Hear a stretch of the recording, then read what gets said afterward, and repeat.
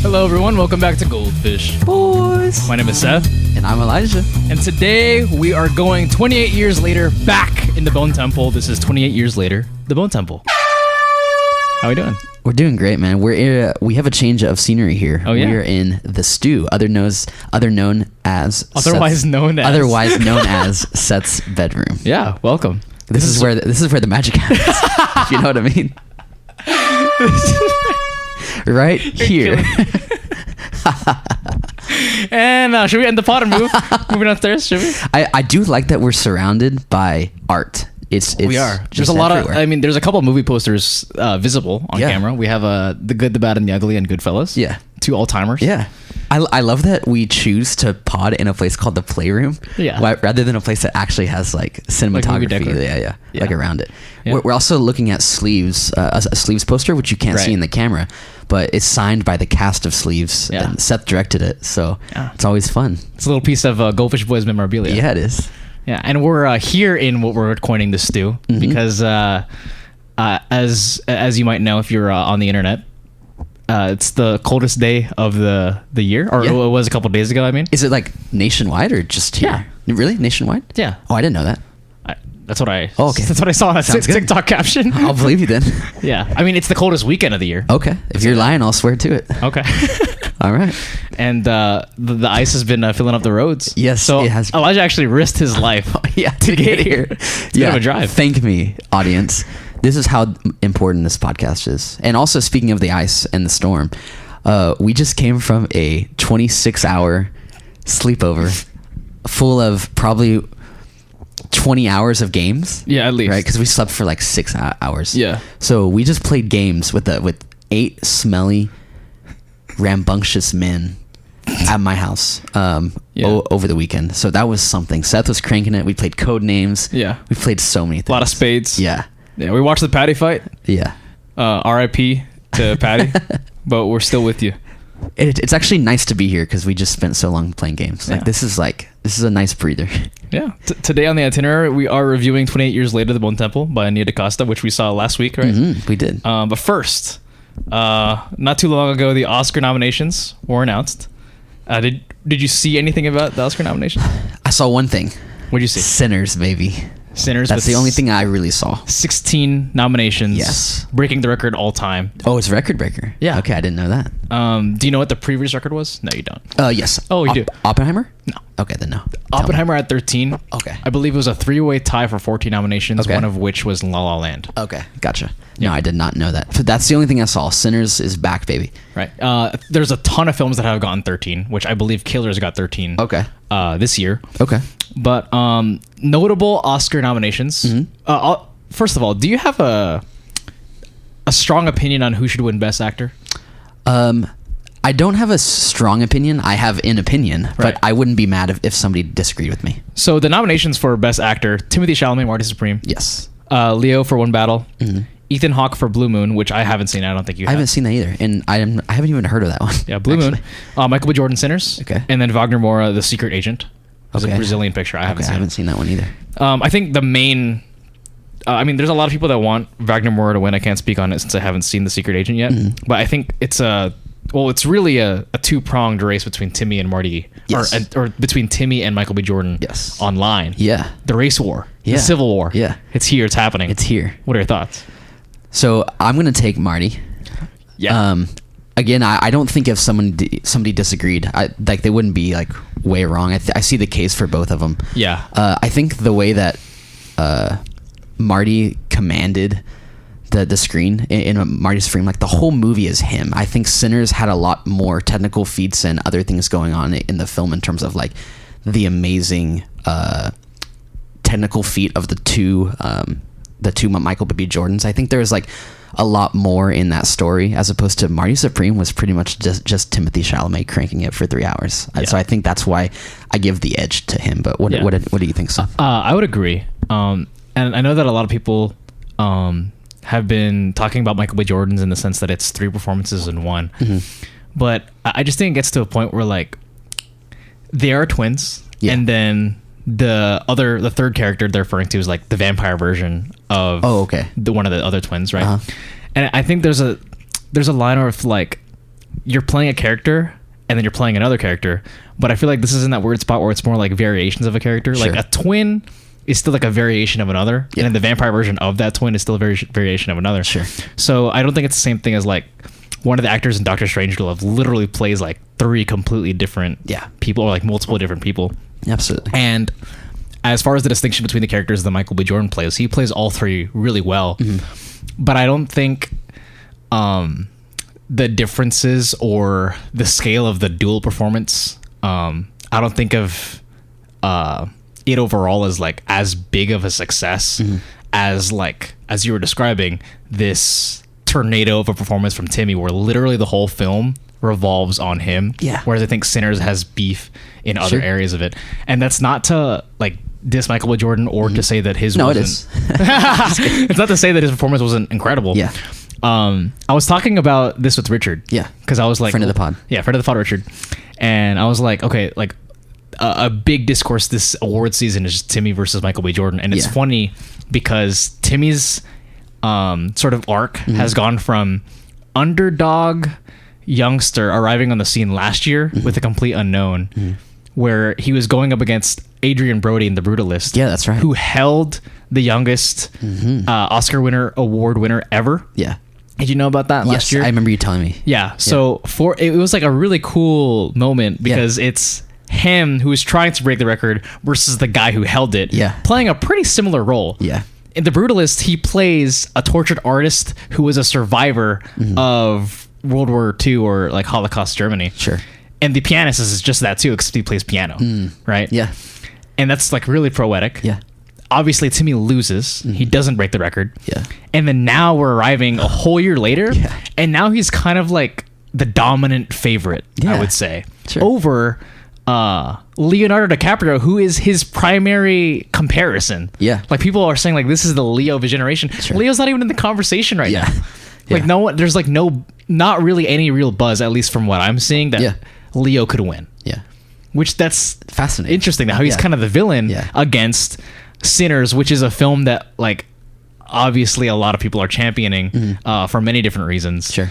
I'm sorry, but Michael B. Jordan, I just don't think it's better. Yeah, I think that's a very interesting point about the whole youngest and how many year gap was it between The Pianist and The Brutalist? It was about 20 years. Wow, that's crazy. Yeah, that's such a cool it's full circle there. Yeah, because it literally allows Timothée Chalamet to like grow up into it. Yeah, and then Adrian Brody beats him. And so you have not seen the other 2 performances? Yeah, I have not seen Blue Moon or The Secret Agent. Maybe we should hit some of those before. I'm really hoping for some like Oscar nominees to hit streaming so that we could catch up on them and then we could actually talk about it. I know that they're like showing Sinners again in theaters and stuff, but I haven't seen them show the other 2 films. You said one of them is foreign film. Yeah. And then Blue Moon. What's Blue Moon? I don't know. Okay. Honestly, I don't.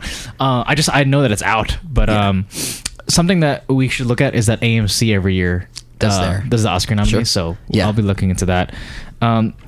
Oscar nominees in the supporting role: Benicio and Sean Penn both get in. Yes, I saw that. 2 from the same movie. Yeah. Jacob Elordi got in. Yes, from Frankenstein. Yes, which I was very pleased with. I think that Elordi's personally, I think he's the best part of Frankenstein. He's my favorite part of Frankenstein. Stellan Skarsgård for Sentimental Value, which I'm pinching myself I still haven't seen. Yes, I need to see that. Delroy Lindo surprisingly got in. From what? He's the Sinners piano player. That guy, he's into Five Bloods. Oh. Yeah, he got nominated. Okay, I did not know that. Yeah, that's a huge surprise. I don't think there was any like heat on that. Yeah. For a minute, and then he just kind of slid in there. Yeah. I know that a lot of people were gunning for Paul Mescal. Yes. In that category. And which movie was he in? Hamnet. That's right. Yes. You taking Mescal or Lindo? Lindo. Oh, wow. Yeah. Okay. Yeah, because you're pretty low on Hamnet, right? I am pretty low on Hamnet. Yes. I can't wait to see it. Yeah. I wonder how I'm going to feel about it, because there's a lot of people that are sure that it's like a surefire masterpiece. But I don't know. I don't love the cinematography from the trailers. Yeah. It looks very dull. Yeah. Whatever. We'll see. I don't see it as a masterpiece. So two actors from one battle after another. When I saw that, I was kind of surprised. So who do you think is gonna to take this one? Who do you think should win? So if it was up to me, it would be Sean Penn. Yeah. But I think either Benicio or Stellan Skarsgård, which I haven't seen Sentimental Value, but my logic is that it seems like Delroy Lindo barely gets in. Right. Yeah. So I don't think he will win. Sure. And then with Del Toro and Penn, I think the issue is that they cancel each other out in the sense that Sure. they're either voting for one, and then that brings them. that brings them both Makes down sense. because they're kind of cutting each other's votes in half. Sure, which is a shame. Yeah. Because, like, I agree with Sean Penn. Like, he was incredible. Yeah. And Del Toro was arguably, like, more fun. Yes. But I think in comparison to Sean Penn, he's not as good. Yeah, it's a really funny situation because I think Sean Penn is the more powerful and longer performance in the movie, and it just has like more weight to it. But since he plays the antagonist, he doesn't have the likability that Del Toro does. So if the Academy is voting for an actor, the character like kind of has an influence, and Del Toro's is the most likable. It's the one that everyone loves. Absolutely. People walk away from the movie, they're like, holy crap, Sensei, I love him. But they cancel each other out. I'd almost would have preferred if one of them got cut so that the other could take all the one battle votes. Yeah. And I think in that case, it's clearly Sean Penn that would stay, right? I would hope. Ironically, I think Del Toro would be the one if it was one of them because of the legacy. The likability. I think. Okay. Yeah, it makes sense. I think the Oscars is more facetious than we would like. Sure. But yeah. Speaking of one battle after another, Tiana Taylor hosted at SNL. Yeah. It was great, and there were so many lockjaw jokes. Really? Like, so many across the whole episode. I didn't see that. Great. Yeah, you should watch it. Speaking of Tiana Taylor, we could move into the women's side. Okay. For supporting actress, she did get in for one battle. Yeah. Amy Madigan from Weapons, the woman who played the witch, she got it, which I love that she got in. That's cool. 2 sentimental value performances that we didn't see, and then the woman from Sinners. Okay. You remember who that was? Yeah. She got in. I feel like I would end up picking one of the sentimental value people. Okay. Because I'm not big on Tiana Taylor winning, to be honest. I didn't really think either of them, either the witch from Weapons or Tiana Taylor. I feel like there's something more there. Like, I feel like I didn't think that either of those were like worthy of that. Yeah. So hopefully something from sentimental value is better. Yeah. Because I mean, I'm happy that she got in because I want the movie that Weapons is, like the type of movie that it is, to get recognition. Sure. Original screenplay, indie, new filmmaker, and it's like a fresh voice in cinema. Sure. I always want movies like that to be getting into the Oscars. And it is like fun that it's a non-traditional performance to be nominated. That's true. Kind of Yeah. like since when did cartoonish villain roles get nominated? Not often. Yeah. So I think that's fun. Like I like it for what it brings to like movie fanhood. Yeah. I honestly I wish Weapons got nominated for Best Picture over F1. Yeah. Because F1 is it's an interesting choice. Yeah. It's been angering many people. Before I get into actress, actually I'll get into actress in leading role right now, so I could bring this up. Jessie Buckley from Hamnet. Okay. Did you watch If I Had Legs I'd Kick You? No, I did not. Well, Rose Byrne got nominated. Okay. Kate Hudson from Song Blue. Okay. Which I haven't seen. The leading performance in Sentimental Value. Okay. And then Emma Stone, Begonia. Okay. Which the thing that's been hitting people is that Chase Infinity clearly not present. And which one was she from? One battle. The lead. Yeah. Okay. I feel like if she ran in supporting, she would have gone in, but she just went in leading, and that's the issue because they campaigned for her in leading. Okay. And she got cut, which I really disagree with. Yeah, because those other ones, I mean, barring Sentimental Value must be incredible. Yeah, I really want to watch Sentimental Value. Yeah. The fact that the names are all over the place. So those must have 4 acting performances nominated from Sentimental Value. Yeah. And it got, I think, director, screenplay, it got a ton of stuff. Sure. And that was the video that you sent us of their cast reacting to it, right? Yes, so, I mean, that has to be incredible. For her to get cut, that surprises me. Yeah, Chase Infinity. Like, for example, Tiana Taylor, like, I thought that she held the screen very well. But if Chase Infinity had just ran in supporting, I feel like she would easily take Tiana's spot. That. Yeah, right? I think that would make sense. Because she had so much more. Yeah. And it really sucks that Tiana got nominated with so much less screenplay, or screen time, I mean. Yeah. And Chase Infinity didn't, due to sort of this, like, category question mark. And, like, the Tiana Taylor, like, I agree with that.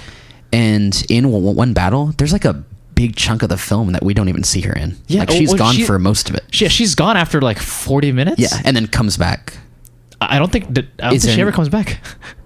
Oh, okay. Her voice comes back at the very end. Yeah. But it's just yeah.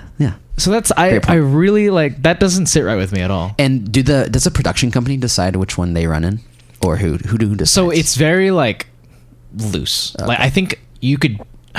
I want to say that you could choose what you run in. Okay. But I mean, like, for example, with The Godfather, even though Pacino has so much more screen time than Marlon Brando, due to like where they're positioned in the narrative, Brando went into leading and Pacino went in supporting. Gotcha. Because Brando was the titular character. Yeah. Okay. So I guess with the lead actress thing, I think I'm pretty sure how it went was that she was campaigned for leading. Gotcha. Which surprised me. Yeah, that is surprising. I think she still should have gotten in leading, but either way.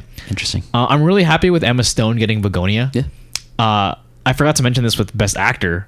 Jesse Plemons didn't make it, which annoys the crap out of me, but whatever. Yeah. It's fine. Out of all those, I mean, I haven't seen, I think 3 of the performances that you said, but I think to me, Emma Stone would get it from me. Yeah.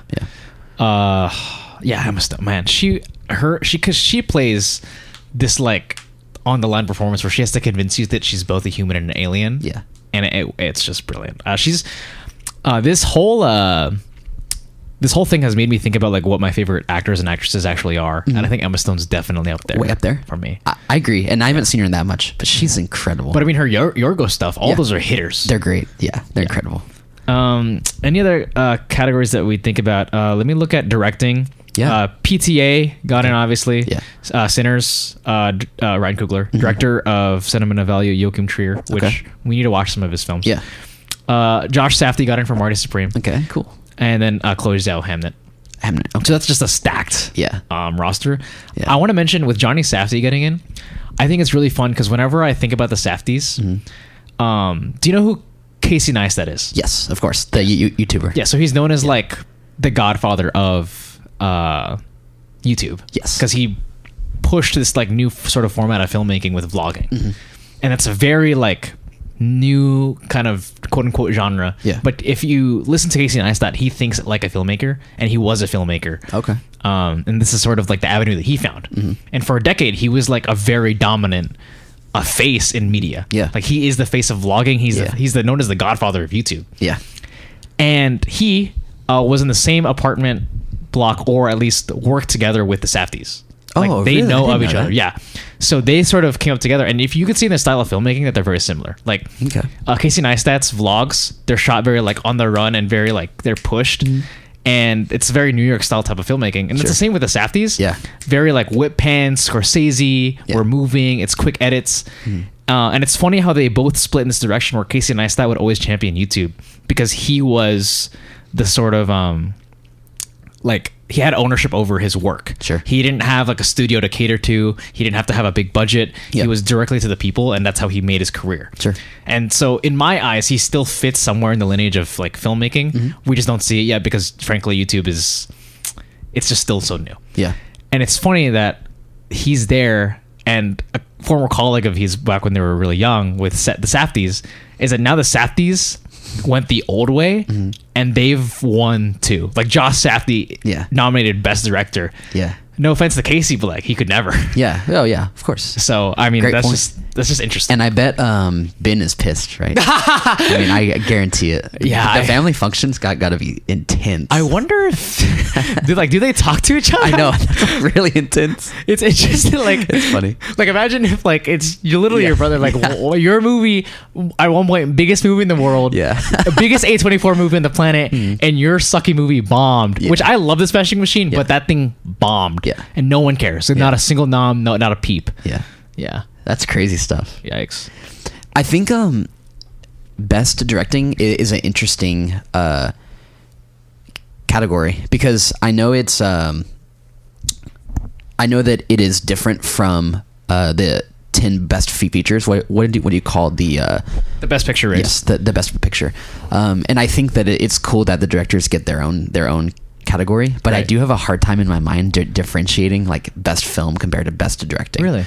Yes, only I know that the whole point is that best film, there's a lot more things that go into it than just directing. Right.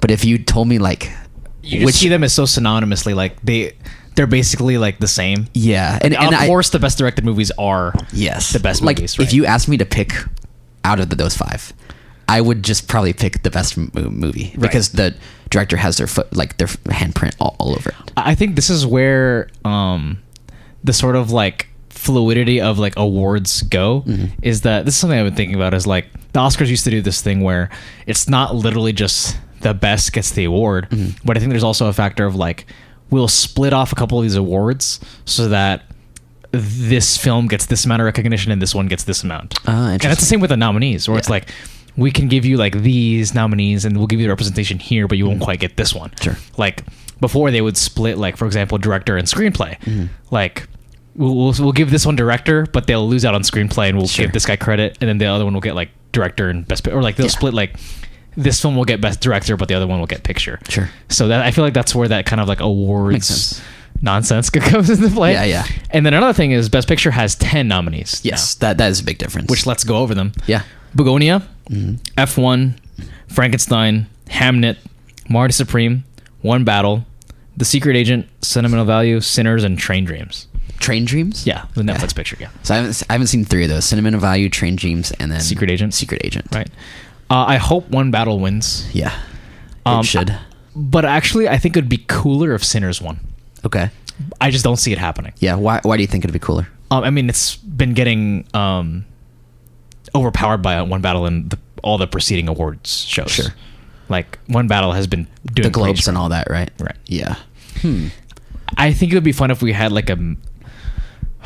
This is kind of racist to say, but like a Moonlight situation where it's like One Battle is a La La Land in this scenario. Yeah. Where it's like a beloved filmmaker, which Giselle was really young and PTA is really old, but a beloved filmmaker has this white lead and very like almost traditional and more classical film. Yeah. That would be beloved by the Academy, and then it gets overpowered by an original black movie. I'm kind of rooting for Sinners. Yeah. Because the internet would lose their minds. Like, I think it would actually be best for cinema if Sinners won. Okay. Because it's closer to the mainstream like consciousness and closer to mainstream taste. But I think One Battle is more deserving. Which other movies do you think are even in the competition? If anything else wins, I will be incredibly upset. Yeah. Yeah.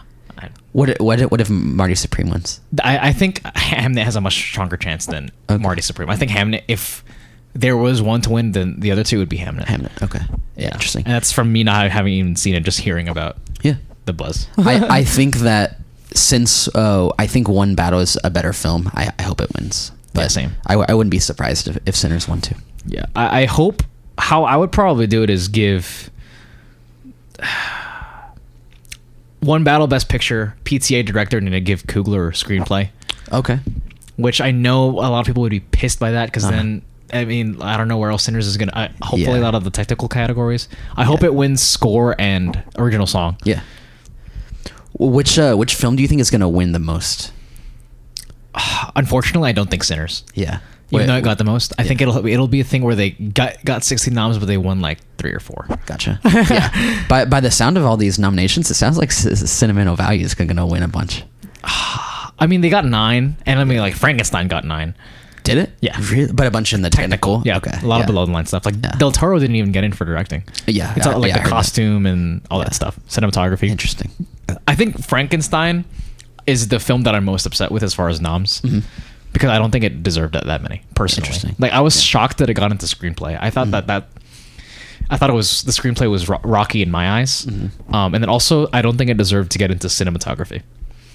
I think that the CGI is way too wonky. Yeah. For it to get in, but got in. Cool. That's interesting. Yeah. We'll see what happens come March, and then hopefully we could pod about it. Yeah. Do we have the dates for the Oscars? It's in March. In March. Yeah. I love the Oscars. I can't wait, and hopefully we'll be watching it in Pittsburgh. So maybe we'll get some Berg friends on the pod. Oh yeah, no, I've talked to AJ. Yeah. If Chris, you're listening to this, we're gonna pod soon, buddy. Sounds like cool. Yeah. Sounds like awesome. Yeah. Let's go and transition and talk about 28 years later, the Bone Temple. Man, this was a film that we were anticipating. Yeah. I really love that it came out only months after the film that was preceding it. The first one, yeah. It's really cool. Yeah. We didn't have to wait like 5 years. Absolutely not. Yeah, and I expected a way bigger gap. Right, same. Yeah. What were your expectations? I had a lot of hopes for it, specifically because of Ray Fiennes. I loved the little bit of his character that we got in the preceding film. Right. And I hoped, and I had heard that this movie was like largely dominated by him. So my hopes were very high. I was a little bit underwhelmed with 20 years later, because I had just watched the first two films and very much enjoyed both of them. So I was kind of hoping that it was a turnaround from from the 28 years later, and that 28 years later was kind of just setting up the next one. So those are my thoughts going in. How about you, Seth? My main confusion to begin with was the fact that Boyle wasn't directing the second chapter of his trilogy. Yeah. Like, it was going Boyle, DaCosta, Boyle, even though Garland and Boyle had worked on all three. Yeah. So I was concerned about that one. But then two, I was like, the good sign is that it seems like they were made back to back or something that's related to that. Yeah. So I didn't expect it to be like a severe turn away from 28 Years Later. I really liked 28 Years Later, but I thought it was mismarketed. I thought the trailer was one of the best trailers I'd ever seen. Yeah, that was incredible. Boots. Like, that so trailer would get me incredibly hyped. Yeah. And it was, I thought what it was pitching was this like apocalyptic survival film, which it is that for 30 minutes. Yeah. And then it becomes this like this like interesting story on like a son getting over a son a son accepting that his mother is passing. Right. And it becomes this movie about like letting go. And it becomes sort of a drama that happens to be in a zombie movie. Sure. Which I thought was a really weird turn, and I know a lot of people love that turn, where it's like, oh, like, this is not your typical horror film, but I kind of wanted the typical horror film in 28 Years Later fashion. So yeah, I would say it was like a slight dip under my expectations. Yeah. With this one, I saw how good the reviews were, and I was like, okay, that's interesting. And then I watched it, and this is a swinger for me. This is amazing. I remember after we watched 28 Years Later, like my biggest questions were, one, where does the Jimmy stuff go? Right. Because at the end of that one, it just gives us this random Jimmy scene. Right. And then also, like, where does Ray Fiennes go? Like, where's his story going? And I was extremely satisfied where this film went. Especially with this one being called The Bone Temple. So yeah. I'm like, well, obviously we're going to spend some time here. Sure. Oh man, I loved this movie. It's split between these two plot lines. First is with Kelson and Samson, and the second is with Jimmy Crystal and Spike. Yeah, I think it'd be kind of easy to talk about this film kind of like with both plot lines individually, and then where they meet in the middle at the end. Sure. Which one do you want to talk about first? Let's go Samson. Let's go Samson. Yeah. Okay. So after the introduction of the film, which is with Spike and Jimmy Crystal, we meet back with Ray Fiennes' character Kelson. Yes. And he's building this relationship with Samson. What are your thoughts? So at first, I mean, you can kind of see where it's going because of the fact that Ray Fiennes' character is a doctor, right. And what did we knew last film that he had come up with clever ways to protect himself, to do certain things to other people. Establishes the iodine, establishes the morphine, the morphine dart that he uses to neutralize him. Yes. So you could kind of see where this was going. I loved that the Alpha was like not just some like random big schlong character from last movie. Was that like I did not expect the Alpha to have this big of a role. Did you? Like I saw that he was one of the top billed members, and I was like, that's weird. Yeah. I was like, does he just like do a lot of stuff in this? And I didn't expect them to be paired up. Sure. Yeah. Because last movie it was mostly just a meme. Yeah, I know. He appeared several times, but it's just like a big meme. Yeah. Like, so the internet retitled the movie 28 Inches Later. Yeah. Oh yeah. It was more. So I loved that from the jump. How about you? I think this resembles something that I love about Garland, which is that he's aware of genre. Yeah. And he's not afraid to break it. Like, I think it's really fun that he turned the zombie like genre into this sort of like almost like a Beauty and the Beast subplot. Sure. Like they're not literally romantic, but it's that trope of there is this beast that's being tamed by a kind human. Yeah. And that's not something that I would have thought of or would see the genre going, but I like how it turns the idea of a zombie from if this is like an infection, and then from that point on it's over, and it turns into something that's like deeper, has something to do with like psychosis, has something to do with like the soul inside a human, and it dissects that in a really creative way and really humorously. Yeah, That's a great point, because basically with the Samson plotline, basically like the thing that makes the movie is no longer true, right? Yeah, exactly. And I mean, it shatters like one of the biggest things in all like zombie media, which is where people are like, no, don't kill him, like that's my dad, like that's a classic thing, or it's like no, don't kill him, like that's my dad, or like that's my mom, or like that's my brother or my sister, or like that's her, like you can't do that, don't touch her. And the logic is always, well, they're gone, kill them, and like that's the logical decision. But now Garland is coming in saying, actually they're still in there, and there's no cure, but it's like kind of this metaphor for therapy, and that like if you get someone to turn and talk to, you're not the ravaging monster that the world might see you as. Like now it's kind of turning into this metaphor of the people that we think are evil, like don't need to be wiped out, they need to be tended to, and that we need to be softer, and that we need to be kinder. Absolutely. And we find ourselves at a Ralph Fiennes performance that, I think we were talking about this before, is way too high of a caliber for a film like this. Like that's insane. Absolutely. Yeah, it was crazy. I think along with the Ralph Fiennes performance, I don't know about you, but I was very impressed with Samson's performance. Yeah, absolutely. Like I think it would be easy to underrate his performance in comparison to Ralph Fiennes. That's a good point. But like the convincing nature of he doesn't say a thing until the end, but the fact that he conveys his position and his emotion with just like his eyes and his mannerisms, I think he does that so impressively. I didn't even think about that. I think he does a great, like as you're talking, I was like, he does do a great job of getting you to feel sympathy for him, which is really hard when you're a giant zombie with a giant schlong. And not only empathy, it's incredibly easy to make that corny. Very corny. Yeah. Those beats are very difficult to hit. Both the two beats that are incredibly difficult to land in this movie are, first, when he says moon. That's very difficult. I remember it was building up to that, and I was like, I don't know how this is going to work. And then he says it, and I'm like, oh my God, he just talked. Right? And then secondly, when he goes up to Kelson, he's just like, thanks, dude. What? What? Like, it's just, it's so human, really. Which I could imagine that'd be incredibly hard to do when you're just outside naked, and you're just like looking at Ralph Fiennes dressed as Satan. He's like, thank you. Yeah, it was crazy. Like, surely they yell cut. He goes. So what do we think about Ralph Fiennes' performance? Unironically, I think that is an Oscar-worthy performance. He plays such a kind and hilarious scientist who is so much like energy with such little like spice. You know what I mean? Like, he doesn't really do a lot of crazy stuff until the end. Like when you're watching him, he's really just kind of like dancing and like doing normal things. Like it'd be like if you watched a movie where a guy was cleaning his house and you were like, best actor ever. It's basically because a lot of the movie is Ralph Fiennes just doing things.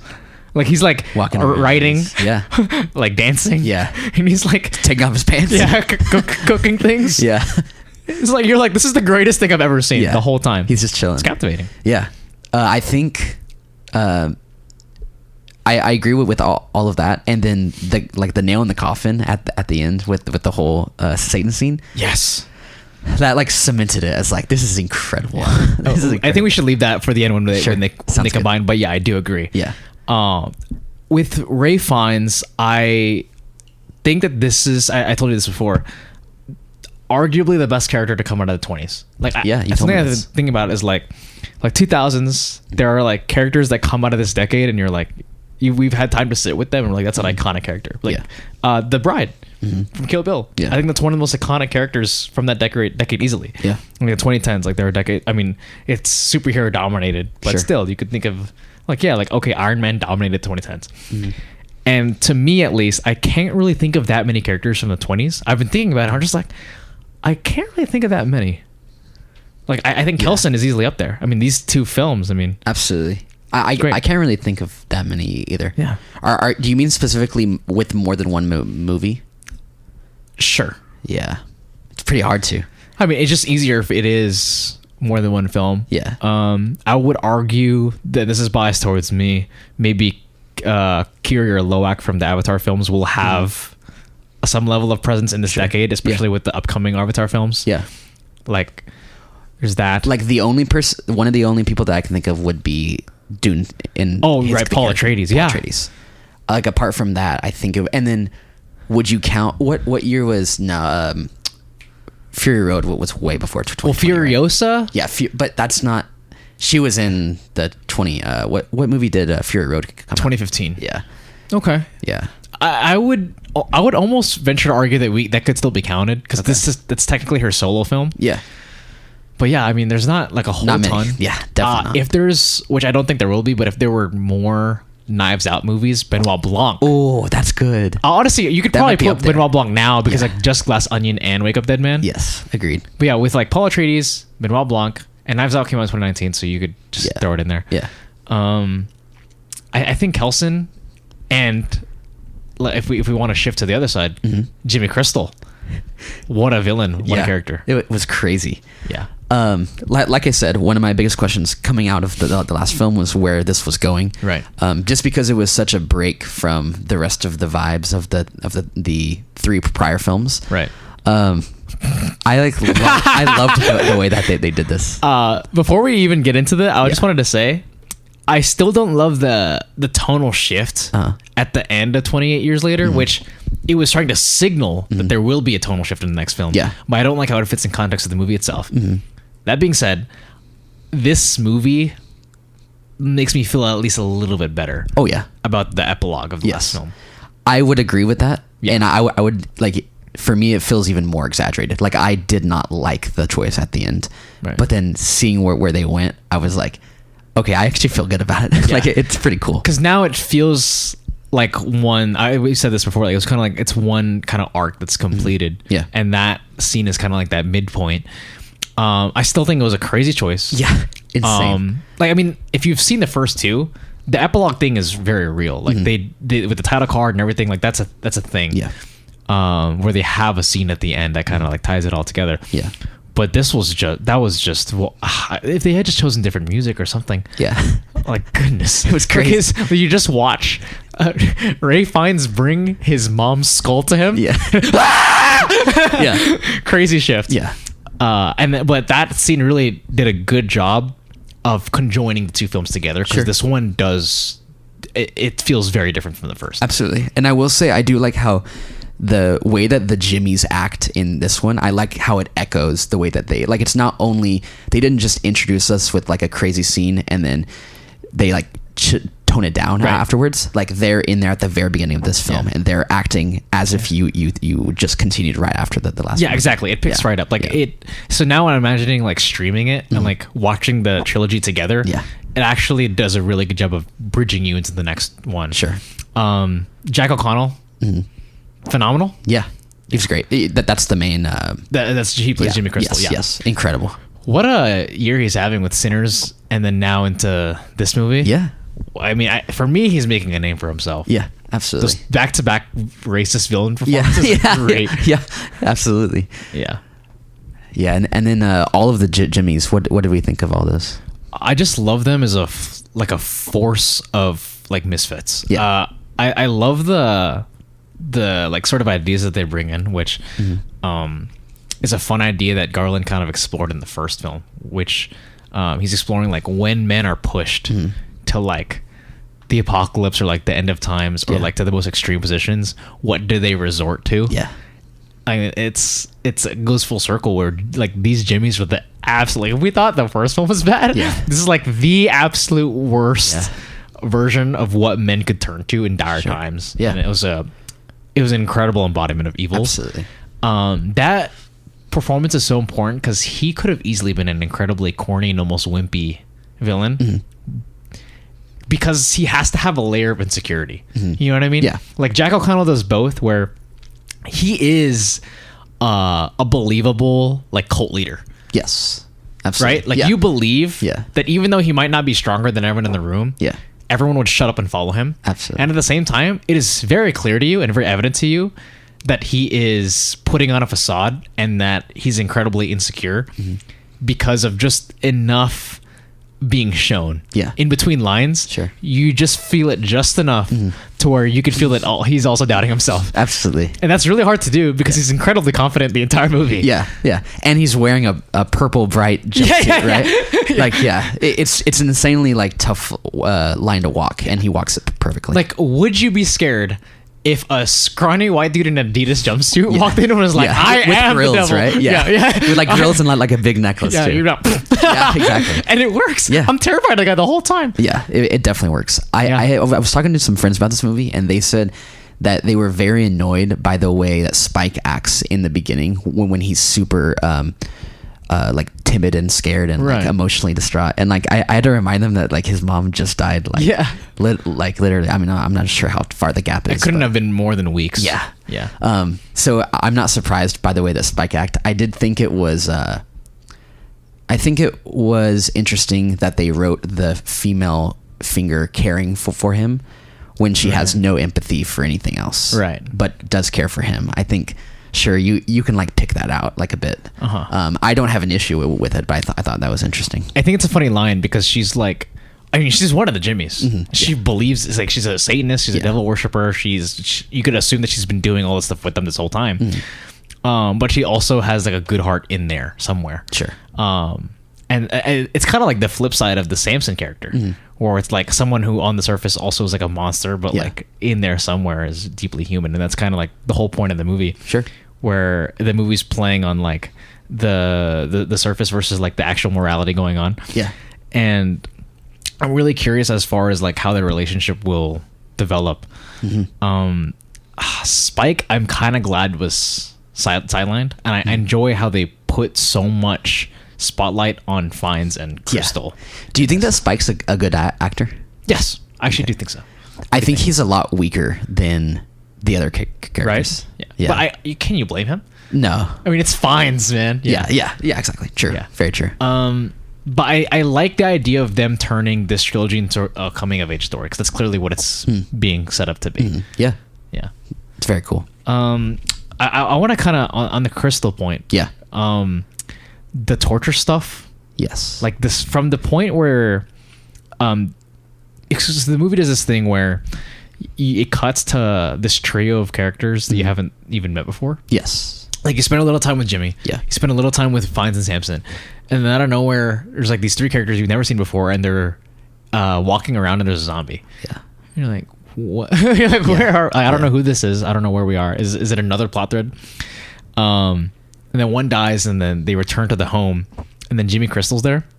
From that point on, with the Jimmies and on to the end of the bar scene, I thought the movie was on fire. Yeah. I mean, the tension in the room. Yes. In the house, where she's just like, oh, this is not their first time. Yes, you know what I mean? And like the tension of like they're not doing anything like violent, but you could feel like it's about to go down. Yeah. It was incredibly uncomfortable when the girl was doing that dance. Yes. And it's like, yeah, that was crazy. It's like, please leave. Yeah, that was crazy. And I've seen a lot of zombie like media with like The Walking Dead and other zombie films, and like that scene was one of the best. Like the feelings and the vibes of the scene felt so good for a zombie film. Yeah, I think my favorite part about it is that it's Garland like reminding us, similar to the first film, is like regardless how dire the times are, like we are still the worst of it, because there's not a single zombie in that scene in the house. Yeah. Like it's actually like we've been pushed to the point where it actually like we're still the biggest issue, and like the Jimmies are just like this incredibly evil bunch, and they are like we've almost become the wrath that we were subjected to. Absolutely. And that's just an incredible depiction of that. Yeah, and I was gonna point that out, what you said, that this is the first film, you could say it started a little bit in the last film, but this is the first film where it shifts from people versus zombies to really people versus people. Yeah, because for the first two, definitely they're running from zombies, and the last film was a little bit like half and half, but there's like barely any zombies in this movie. Yeah, there's 100%. the three people versus the zombies, and of really course, just Samson. Yeah, that's really it. Again, it's like for me, it ties into the first film. I really like the contrast between this one and the very first film, because the first film, I mean, they're straight in the middle of nowhere, and technically there are no zombies. it's just Killian Murphy raging against the really bad men, the bad military men. That's true. Yes. Yeah. You're right. Sorry. The second film is the one where there's like zombies everywhere. Yeah, it's just a dumb because sci-fi it's like movie commercial. Yeah. Sure. So that's really fun, and like Jimmy Crystal kind of just again being this embodiment of evil throughout. I thought it was played like both plot lines really incredibly humorous but incredibly effective. Finds being as heartfelt and as funny as he needs to be, and Crystal being as like evil, and you can laugh at him, but still in the next scene be terrified by him. Sure. Like you're convinced that he could kill Spike when Spike fails to bring the pregnant lady back. You're like, bye bye. Yeah, absolutely. Do we want to go into now where they meet? Let's do it. I want to talk about, I think it's really, I really love the scene where he's holding the binoculars and he's looking at, again, how they describe it. Yeah. An orange man with a castle of bones who, according to someone, was communing with a demon. Yes. All that framing and all the way that Garland is building this mythology is really cool. It's so good. And specifically, I love Jimmy Crystal in that when he was holding the binoculars. Yeah. Because like you can tell he's literally like, he's like, oh crap. He's like basically, he's like, is that whole thing? Yeah. He psychs himself out so much. That's something he knows does not exist. Yeah. Maybe it doesn't exist. Yeah. Like he's the one who's been like prophesying about this, but he knows that isn't real. And he's looking through binoculars. I like the part where he puts it there. He's like, that's him.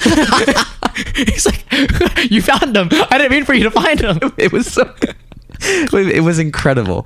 Great performance. It's like if I went out and talked about how there's a purple monster that comes out of this cave. Yeah. And then someone is like, bro, I found him. It's like, did you now? It's like, oh. Yeah, that's what I've been talking about this whole time. It's so funny. So funny. That is really funny because I love how you could see it in his face where he puts it and say, I can't believe what I'm looking at.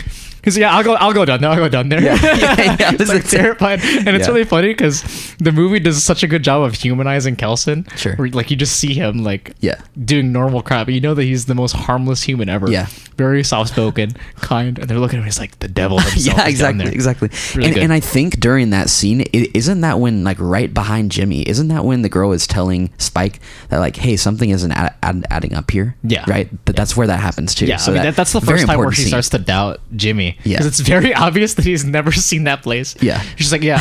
Oh, I didn't see this one before. Yeah. No, he's like, yeah, he's got castles somewhere else. Yeah.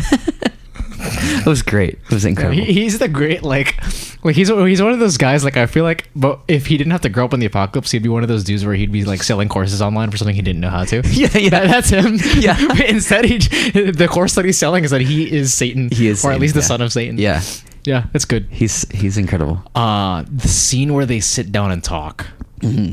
I was shocked by like it's a very genre heavy movie for a while. Like you get like these tense action scenes, and then you're like it's just tense torture, a classic like boy in a gang he doesn't want to be in, and then on the other side, classic scientist tinkering on a subject, Beauty and the Beast type subplot. And then it meets, and I'm like, why is this a really well written, very serious, very dramatic, like battle of philosophies happening here? Where it's two men sitting down by a river, talking, and they both look ridiculous. It's a guy in a purple Adidas jumpsuit, and a guy dripped in iodine. And they're both like talking about their humanity and their trauma. It's so good. It's incredible. Yeah, I love your point that you've said multiple times through this podcast that like. He takes a genre film and makes it like something that is so much more than a genre film. He really elevates it. The second movie wouldn't do this. Yeah. Right? Like the second movie doesn't have this. Sure. It's really, it's one of my favorite scenes. And I love like, I think the culmination of the conversation is like first when they're like, okay, so you're a Satanist, I'm an atheist, right? I think like that sums up a lot of the conversation. And then going even further at the end when Jimmy Crystal is like, if you don't, I'm going to kill you, but basically, or he says something to that extent. It's a great scene. And I expected Ray Fiennes to do something else. Like I expected him to have like something up his sleeve or something. Right. But I loved his reaction. Was like, huh, yep, Okay, yeah, you're definitely right. I don't know what he says, but he's like, yeah, that is a pickle or something. Yeah, like yeah, absolutely. Like, well, you are right. I thought it was great. I also, on the other side, I like how Jimmy Crystal's like surprisingly kind. Yeah. He's like, you know what? I like you. Yeah. He's like, want to hear me grab a beer sometime? And yeah, I think he said like, if we weren't in this situation, we'd be friends. Yeah. I like it a lot. I think it's fun because right when Jimmy Crystal shows up, he just hears his voice, and then Ray Fiennes turns around. And immediately he like nearly grabs his That's right. His but then he he sees that he's like at first not a threat. Yeah. So he's like, okay, we'll talk. Yeah. And yeah, I mean, he's the pacifist in Yeah. this. And I think now talking about it, I think it's fun how those two plot lines were kind of separated because they're fun opposites of each other in that Kelson is like a man of science, but he shows faith in Samson, and he shows like his pacifism, and like his sort of like absurd belief really sticks out because like you would think that a man of science or a man of cold logic would probably just do away with Samson or like be colder against the virus or like not take a chance of this huge guy. Yeah, it's kind of a blind faith. Yes. And then on the other side with Jimmy Crystal, it's like he is the embodiment of faith. Like he's full, like he believes so fully in this. But it's also this like tempered wrath that's just like raging across the screen. Absolutely. And it's funny how they meet and they butt heads. Yeah. And then we lead up into like, to me, one of the coolest third act finales of the decade. Yeah. The whole Satan scene, it was actually incredible. The film is doing a thing that I thought Wake Up Dead Man did pretty similarly, which both films, I think, they're genre films that are sequels that are dissecting faith. Yeah. And this one is dissecting it in a way where it's like kind of similar to Wake Up Dead Man, where faith is all about dress up and it's all about a facade and about a story that we tell ourselves. Sure. And it's really fun seeing this man of science using that knowledge to convince these people that he is the devil. Yeah. And it's funny because he, of all people, would be the best at what Jimmy Crystal's trying to do. Sure. You know what I mean? Yeah, absolutely. Yeah. Like him with the fire, like he's like ringing around, like he knew how to do it. Yeah. Right. Absolutely. And I like how Jimmy, like for a second, Jimmy didn't see him as an adversary. He's like, woo! He's like, yeah. He was like really excited about it. Yeah. Which I kind of want to, let's hit spoilers. Yeah. Okay. Spoilers. Spoilers! Oops. Yeah, so spoiler warning, real loud. if you don't want to hear about the third act of the Bond Temple. I'm surprised your speakers didn't Isn't it funny how, like, in the middle of that dance scene, the fire comes in, he's like, yeah! Like, he is the devil. Yeah. It's actually incredible. Yeah, he's like, woo! Like, for a split second, he forgot that he was acting. Yeah. It was really funny. He's like, yes, Dad. Yeah, he's like so into it. Like, he like loves it. Up. Yeah, like, I like how he literally he blows cocaine in his face. Just, yeah! Really good stuff. So good. Yeah, he sobers up at the end, or he's just like, no. Yeah. That whole scene, I think it'll be difficult for that to be pushed out of my top 5 favorite scenes of the year. Yeah. No, that's like valid. That's totally valid. Yeah. Man, Remember the Beast. Yeah, and I loved it when the way that the scene was written, where Jimmy is like, okay, so tell me the 3 things, right? That you or to give me orders. Sorry, yeah, give me orders. Give me, like, he says, like, yeah, he gives him the orders, and then Ray finds add on an extra one. Yeah, I love Jimmy Crystal's like reactions to it. Each order, and he's like, yep, tell me this, yep, tell me this. He's like, oh no, not that one. Which that's such a great sort of like twist, because Fiennes at this point, he sees him as a Satanist, but he doesn't quite see him as like to the extent that he actually is far gone. Sure. Because he probably sees Jimmy Crystal in the same way that he does Samson, where this is a man who's wreaking evil or wreaking wrath across the land, but there is saving. Like, he has a very like therapist speak and listen attitude towards troubled people. I mean, you saw him do it with his literal zombie. Yeah. You know what I mean? Absolutely. He's a man that treats. Yeah. And he's doing this just to save his life, where he's like, yeah, you must do this. You must like he's like, okay, fine, convince other people of the devil. He's like, whatever. Yeah. But then Jimmy Crystal's like, yeah, that means that you want us to continue skinning people alive, right? And then finds this good thing where he's like, what? Like he doesn't say anything. He's just like, what did you say? Good. So what did you say to me? Yeah. That's a really good scene. It's so good. Excuse me. So when this scene was going on, specifically when Fiennes was starting to be like, what? And then I expected the scene to end with Samson killing everybody. Same. I was waiting for Samson to come running in. Yes. And he's like, Samson! Yes, exactly. Like, come on, Samson, do your job. And I think that's what they want you to think, right? And it's cool that they don't take it that way. I wouldn't have had the strength to not do what they did. Because totally, if I'm writing it, I'm like, obviously he's going to be like, Samson! And then he like comes running in and kills them all. And then like happily ever after. Yeah. The movie decides to do something far more interesting. Yes.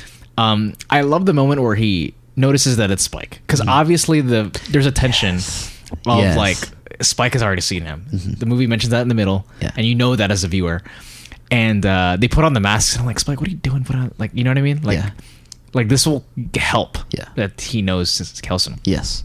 And I thought it was really cool. It's kind of like the moment with the moon, where the movie just lets Kelson like realize it in just Spike's eyes, or he just like feels it, and that's really I thought it was a good moment. I love that too. And like low-key, I was so into these new storylines that I kind of forgot that like Fiennes' character even knew Spike. Just because it had been from the prior movie. Like I low-key forgot that they knew, and as soon as they saw that, I loved his reaction to it. It's a fun full circle thing.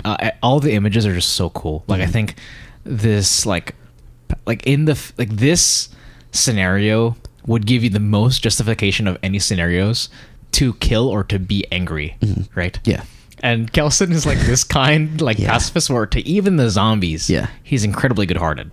I'm not feeling that way in a zombie apocalypse, and it's fun how that kind of meets here in the middle with Crystal, and him having to act like the devil.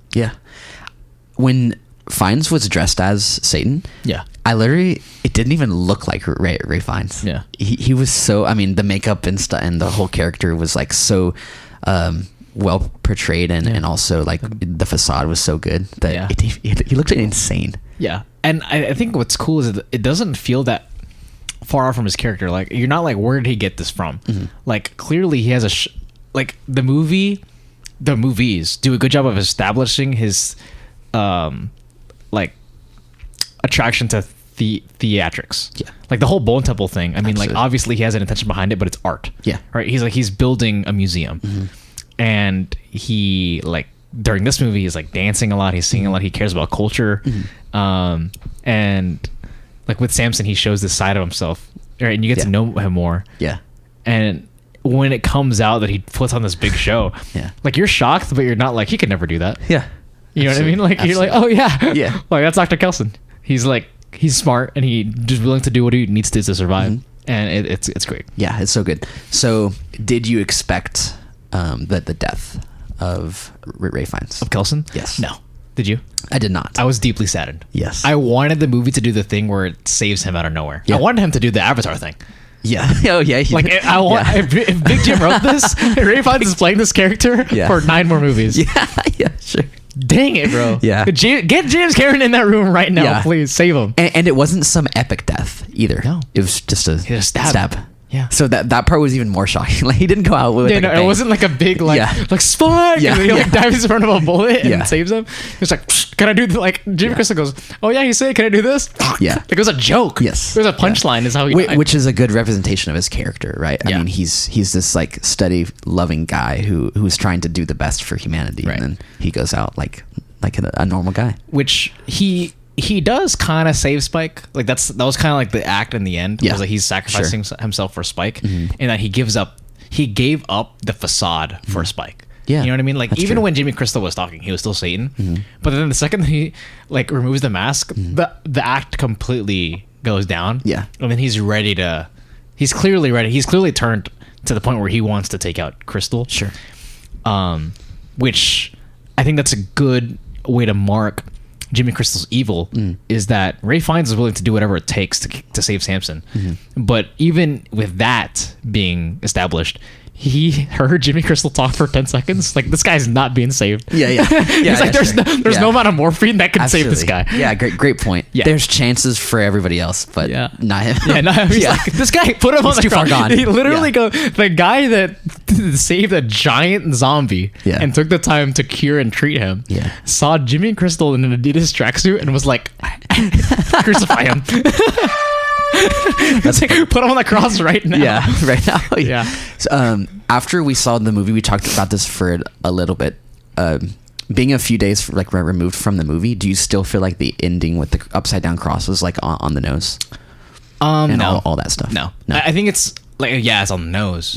I mean, it might have pushed me a little bit when he goes, "Father, why have you forsaken me?" Yes, that's like right. that That's was like I get why the movie's doing that, but it takes you out of the movie for a split second because you're just like, the Bible, right? Sure. Like you forget that ideally you'd be fully immersed, but in that moment, it's doing a thing where it's kind of reminding you you're watching a movie because it's something just so iconic. Yeah.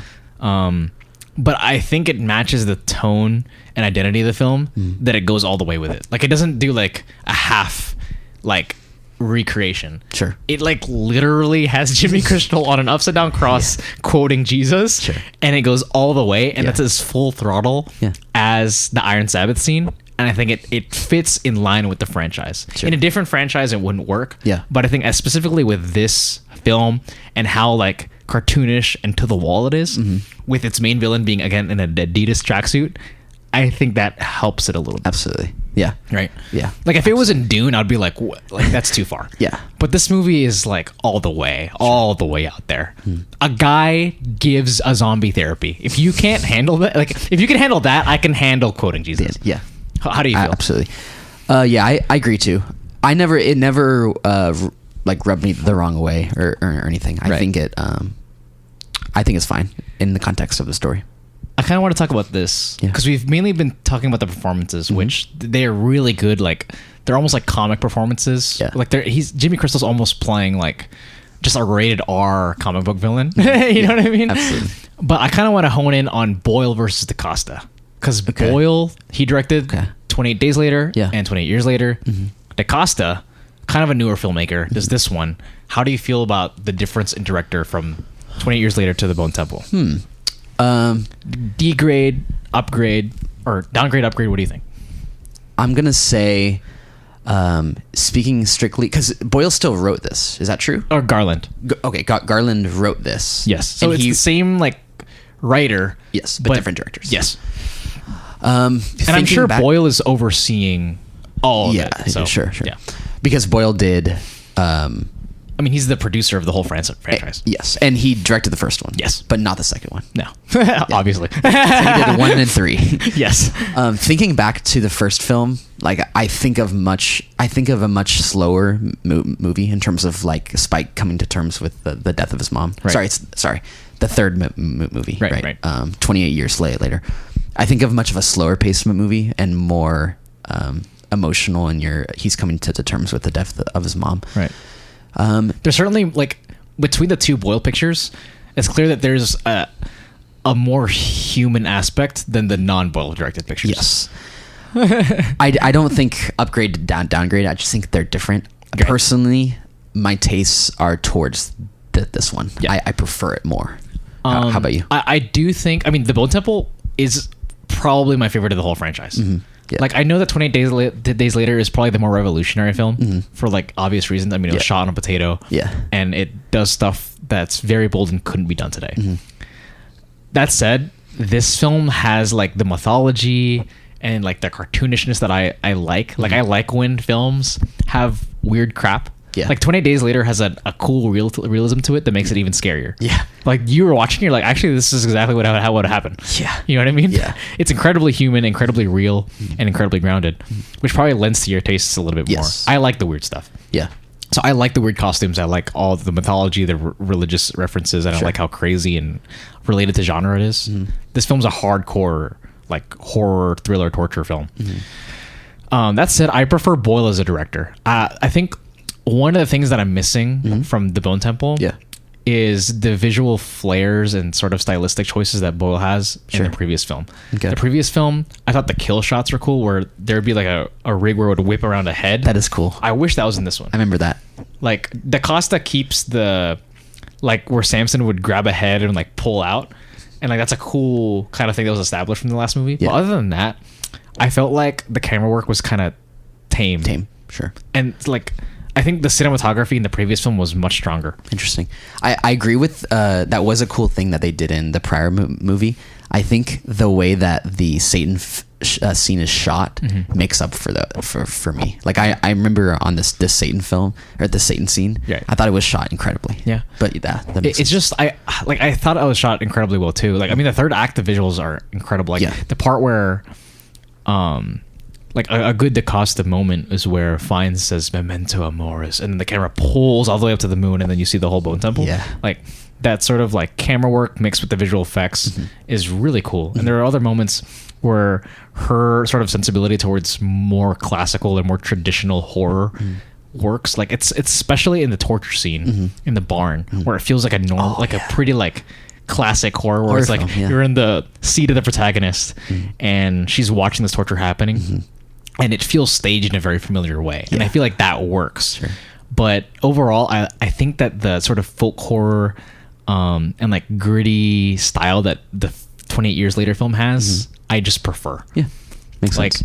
Like, I really liked how you had these like weird lenses where it's like the frame is really wide and distorted, but it's like up on their face. Like you remember like they're walking through the forest and it's like right there. And for example, the silhouette shot of when like Aaron Taylor Johnson's character like stops and then it cuts and it's just a silhouette of all the zombies and they're like coming. Like that stuff where it's like that's 28 years later to me.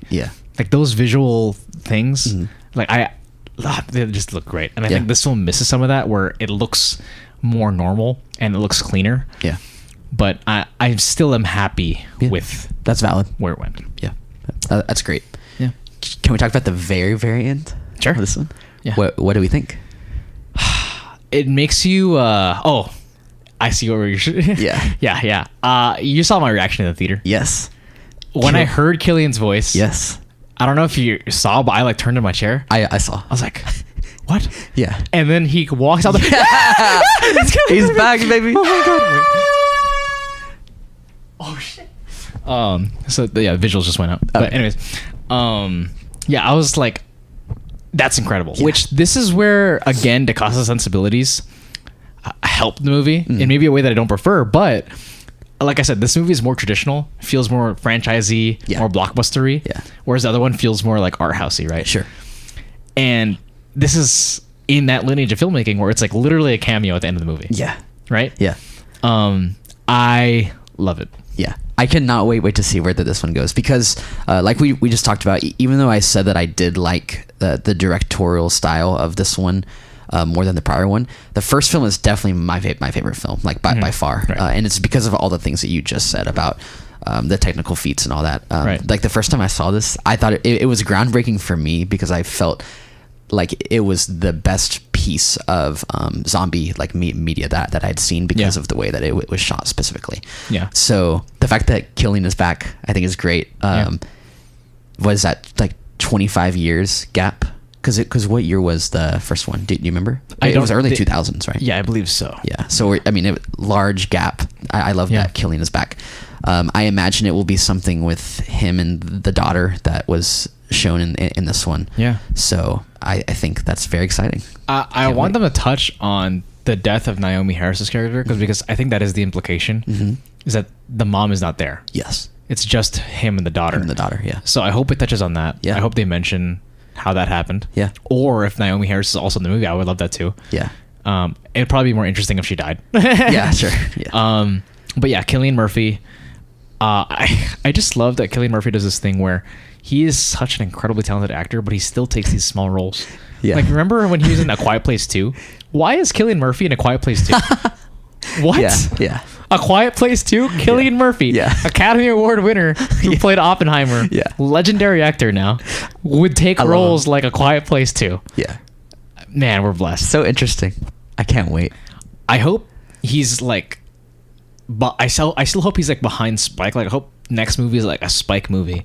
Yeah. And then it's like Cillian Murphy's like a supporter, or even maybe even not in the movie for that long. Yeah. I think I would feel kind of off put if he just came out of nowhere and finished the trilogy. Yeah. How'd you feel? And I feel like it probably won't. Yeah. Like they'll lean towards the Spike feature film, right? Yeah. I couldn't see Cillian Murphy being like that. Couldn't see them doing another Cillian Murphy film. Murphy film. So, I think it'll be interesting to see where it goes. I really love it, and it doesn't feel cheap. No, it doesn't. Like there are some cameos that happen. You're like, God, really? Yeah. But this one, it felt incredibly satisfying. It does. Yeah. I'm just like, oh, this is wonderful. Like our beacon of hope. Yeah. All the way from back then. Absolutely. Is here. I think like looking at this, which I've mentioned this to you, looking at this franchise from like zooming out, I have never seen a franchise that has such different films over such a long period of time, that has so many different characters, and I've just never seen something like shot in so many different ways, with different purposes, with different commercialized versus art house styles. It's I've a weird never franchise. seen something like it this. is a weird franchise. Yeah, and I think it incentivizes me to love it even more, because you really don't know where the next film is going. This film, specifically The Bone Temple, has pushed the 28 Days Later franchise in a way that I didn't think would happen. Like now I'm seriously considering, I'm like, is this my top 5 franchise? Like, is it? Yeah. Because with how it's going, with a third film, I could confidently say, like, if I assume that I love the third, I would love all 5. Which all of them, for like you're saying, completely different reasons. Yeah. Like the first film is a very like, this is an auteur who is coming and he's taking an established genre and he's doing it in a way that hasn't been done yet, but he's still using the rules, or he's still using the playbook. Like it has the classic guy wakes up and he's like, what happened? And he's like kind of wandering, and you're learning about the apocalypse with him. And then you join your group, and then some people survive, some people die. Sure. Right? That feels very familiar. And then you zoom forward, and then this one is like, there's mythology. It's very cartoonish. The second one and the first one in tonality and in like style feel way apart. Yeah. And still it works. Yeah. Agreed. Like the way I'm thinking about it is, what other franchise can you go in and like not know at all what to expect? Right. Yeah. I mean, it's just insane. And I think like this would be probably in my top 3 or 5 of franchises. Yeah. And I haven't really seen that many full franchises because I'm not a franchise guy. Yeah. But this is way up there for me. Before we talk about like circling back and like sort of ranking and discussing the future of this franchise, what is your top 5 of franchises? Yeah. Ooh, man, I don't even know. Yeah. Is John Wick in there? John Wick. It might be one of the only franchises that I've finished. Right. So it might have to be in there. It's probably in there. John Wick, we got this. With just the first 2 Mad Max films, do you think they're slid in there? Or the 2 that you've seen? Yes. If we could consider them franchises, and since they'll have more films, I think we can. Mad Max and Dune are both in there. Yeah, of course. Yeah. I think those 2 are in there right now. Other than that, I don't know. I haven't really seen that many franchises. Yeah. I'm excited for Lord of the Rings. I hope that slides in there. Yeah. I'm excited to finish Harry Potter, just because I think I'll have a lot of fun with them, so that they might slide in there. Yeah. Lord of the Rings, I think, is like, it's respected enough and is serious enough about it that you could like find your way into it. Yeah. Because it's like Harry Potter, it's like it kind of knows that it's silly. Yeah. Whereas with Lord of the Rings, it has the Dune thing where it's like, no, this is real. Sure. Yeah. So there's that. Yeah. And then this franchise is up there. Yeah. I think that would be a good list right now. How about you? Mission Impossible is my favorite. Yeah. Avatar. Yeah. I feel ownership over those 2, where like they have meant something to me for a long time. MCU just has to be in there because, I mean, that's what I grew up on. If that's a franchise, then yes, that's very, very much so in mine. Yeah. Dune, obviously. Yeah. Mad Max. Yeah. That would be kind of like the canon. Yeah. Let's talk about this. Now You See Me. Oh, that's gotta be okay. That's in there. Come on now. That is absolutely in there for me. And then also I just thought another one, despite the third one, Sucking Balls. Yeah. The Godfather. Oh, yeah, right. Yeah. And then let's talk about so much fun. Knives Out. Oh, wait, in there too. Yeah. Yeah. Yeah. Okay. So I've seen more than I thought. Yeah. Knives Out is way up there. Yeah. Now You See Me now You See Me is way up there. Godfather is way up there. Yeah. Yeah. All right, Absolutely. that's fun. I wanted to circle back into this one. Yeah. I wanted to ask you. Let's rank them, and then I want to talk about the future of the franchise. But let's rank the 28 years or 28 Days Later franchise. Okay. I'll go first. We have first 28 Days Later. 2. We're gonna do this one. So 28. Bone Temple. We'll call it Bone Temple. We're gonna go. 3 is 28 years later. 4 is 28 weeks later. How about you? I'll do the same thing, but flip the top 2. Flip the top 2. Okay. Yeah. Okay. I think 28 Days Later is a better movie, but 28 weeks later, or 28 or The Bone Temple. Yeah. Not 28 weeks later. Goodness. Too many weeks. Too many years. Yeah. The Bone Temple, it hits too many of my like taste spots. It hits the G spot. Yeah.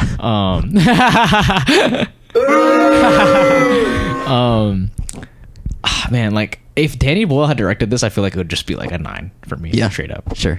Like I really wish that he directed this actually. Yeah. Like I wish that it had that sort of like art house weird choices.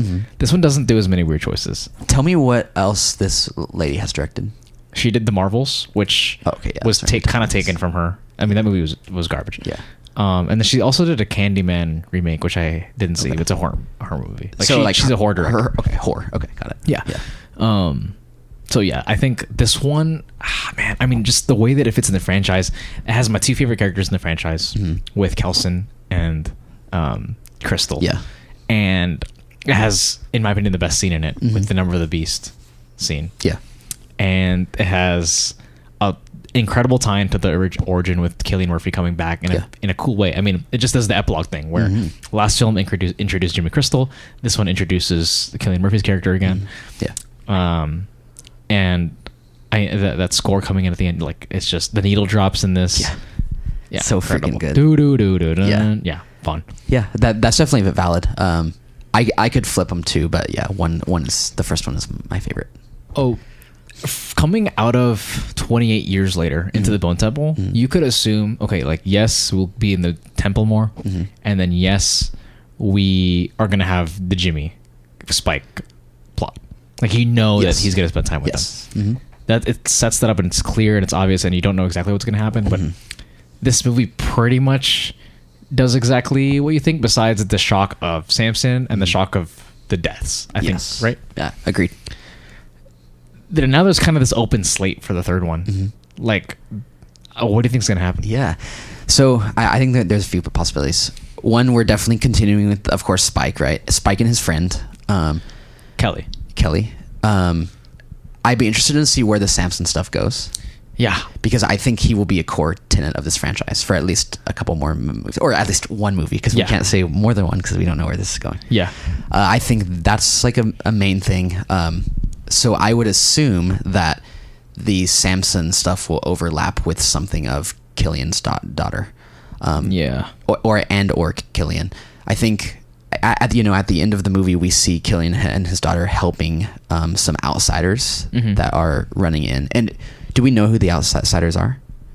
Those are just zombies, no? Okay. Or are they zombies? Or I thought they were helping people. Wait, what are you talking about? At the end of the movie, when Cillian Murphy and his daughter, they're like, okay, we have to go outside, or grab your gun or something, right? Well, because they just heard stuff. Oh, okay. I thought that I'm pretty sure that they were helping somebody. They use the binoculars, they look, and they're helping. Well, they're helping Spike. Okay, yes. Yeah, for running from the zombies. Yes. So obviously that's gonna cross. I'm interested to see where the Samson storyline is gonna cross within that. Something that I hadn't thought of, I was just like, but what if Samson is just a question mark that they don't answer? Like, which is valid. Something I was wondering is, like, it's a very realistic possibility that he just kind of like is assumed to be just off wandering and no one else is ever cured. Like that you just have to live with the fact that it dies with Ray Fiennes' character. Sure.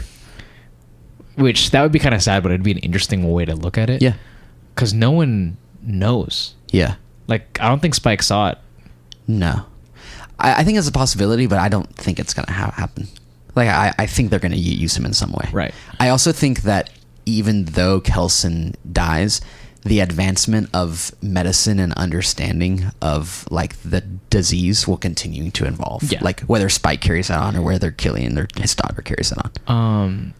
And I'm glad I just remembered this. I think where the Samson plot line is going to go is that it's actually going to go back somehow to the island from 28 years later, because if you remember, his daughter's there. Whose daughter? Samson's. Oh, I don't remember that. Remember the pregnant zombie? Yes. And Jodie Comer, the mom, helps deliver that baby. That's right. And Spike brings the baby back. That's Samson's baby, obviously. That's right. Because Samson comes in, sees them with the baby, and starts hunting them down. That's true. So somehow in order to tie that loop up, Samson will go and get the daughter. I bet that you're right. You know what I mean? Absolutely. Like that has to be it. Yeah. I don't know how you explain that, how he knows, like, how he's able to track it down. Maybe in the third movie he's smart enough that he like finds an island or like connects that, like, because he saw Spike with the baby. I'm sure maybe he'll remember. Yeah. Somehow, some way. Sure. I think he'll find the daughter character, and that's how he'll interact with other humans. And then they'll be like, it's a zombie, but he can talk. Yeah. That's weird. Yeah. No, you're right. I think that's a great call. Yeah. I'm interested to see specifically where Kelly is. I think it's like we're supposed to believe now that they're friends. I think there's going to be some tension there. Like where her arc is I wouldn't headed? be surprised if Kelly like turns. Yeah, whatever that looks like, I'm not sure, but it's just an idea. Yeah, I hope, like, the way that I would expect it to go is that it, like, she kind of faces the therapy that Jimmy Crystal wouldn't be able to, where she kind of like becomes like a normal person again. Yeah, but we'll see. Yeah. I think there's so many unknowns with that, because we know that, you know, she has a somewhat good heart, but like she's done a lot of killing. She's done a lot of stuff. Yeah. So there's no telling. And I'm interested to see where the conflict is going to come from, because the last movie it's just like, okay, there's zombies. Yeah. And this one is like, there's Jimmy Crystal. Yeah. Jimmy Crystal's gone. And with the trend of these past two films, there's always like a twist to it, where it's like last movie, the 28 years later, the twist is like we're facing this disease that's not just the rage virus, but it's also like literally cancer and like letting go of his mom. Yeah. You know what I mean? Like there's like a layer to it that it's not just like the second movie where it's literally just fighting zombies, right? Yeah. Like Garland has to inject some sort of like element in it that we haven't seen before. Yeah. And I don't know what that looks like for the next one. Sure. I'm hoping that maybe, if I have to guess now, it's this idea of like saving Samson or like keeping Samson. Like I think maybe the village is like, we need to take this guy out because he's like the rage virus. Yeah. And like whatever the next element is, I think it could be something like that. That's valid. Yeah. But yeah, well, we don't know what it is. Yeah, absolutely. I'm glad that you mentioned earlier the Boots trailer, because Loki, I forgot that existed. Yeah. And that's basically like like the half of that or the first like 30 minutes of that movie is like add a whole nother different vibe or style to it. Because that trailer is something that we really didn't see much of in 28 years later, and that would have been so cool to see a whole movie of that, I think. Yeah, because it's just the first 30 minutes really. Yeah. And all the camera choices are so cool. Like the shot where it's like the camera's like on the zombie's back. Do you remember that? Yes. And the zombie's like crawling, like stuff like that. We don't get that in this movie. Yeah. It's pretty straightforward. Yeah. I mean, there are clear choices where it's like, the staging and like the set pieces are really well done, but there are not like these individual shots that are weird. Like there's a lot of B-roll in 28 years later. That's really cool, where it's like sort of like a vision of Samson at night. Sure. With like the red, like night vision. Like that stuff is really cool. Yeah. And it like makes the franchise more unique, and that you get weird choices like that in such a popular and mainstream franchise. Sure. This one is more straightforward, but yeah, we get what we get. Yeah. It was good. It should be very interesting. I'm very excited to see where this franchise Boyd goes. was back for the third. Oh yeah. So he's directing the first, third, and fifth. Yes. Interesting. Yeah, very interesting. So fascinating. It usually doesn't work, because we saw it with Star Wars, and it's like where they would like flip flop directors, and it's like, oh my god. Okay, interesting. But I'm sure it will work, because it's 28 years later. Yeah. I'm so happy that this movie lived up to my expectations. Yeah. And it sounds like it did for yours too. Yeah, for sure. Because and you mentioned this too, like this in January is actually insane. Yeah. This is like a glimpse of hope in like my normal January and Februaries where I'm just seeing horrible films. Yeah. This was like such a breath of fresh air. I still would like to know why they put it in January. Yeah. Because I'm pretty sure the movie's not doing very well. Really? You know what I mean? Yeah. Yeah. I mean, I haven't heard very much. Yeah. About Like who is watching this? Yeah. I don't know. Like no one's expecting the this. marketing and the reception for the one before this was like way better, right? Yeah. Yeah, with the whole Boots thing and like, Yeah. I mean that like anticipation, like media marketing, and like just overall conversation was way stronger. Yeah. This one I'm not hearing very much. Yeah. I mean, amongst like film goers, I know that this film is like everyone's like, oh my god, like this rocks. Yeah. But I don't think anyone like within our vicinity cares. Yeah. About this movie. So weird. I do have one quarrel with this film. Oh yeah. That schlong was not long enough. And neither was Ray Fiennes. Hey yo. Yeah, that was crazy. Yeah. Ray Fiennes lays it all out there. Yeah, he did. As far as you know, is that his first nude scene? That's a weird question. Because if he has more, what movie?